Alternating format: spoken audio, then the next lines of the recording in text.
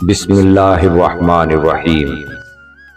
पूरी दुनिया भी आपका साथ छोड़ दे मगर आपकी बहन हमेशा आपके साथ होगी।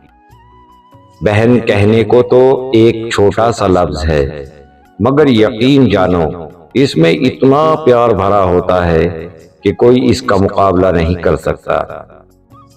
जब वक्त मिले तो देखना रिश्तों की किताब खोलकर, बहन का रिश्ता हर रिश्ते से लाजवाब होता है।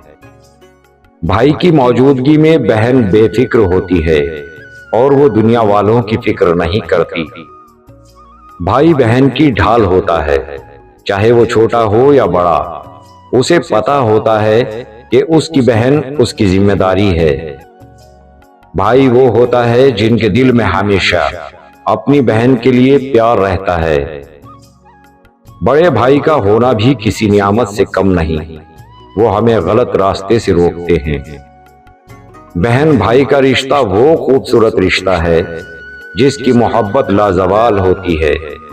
ये आपस में लड़ते भी बहुत हैं, पर एक जरा सी चोट लगने पर एक दूसरे पर मरते भी बहुत हैं।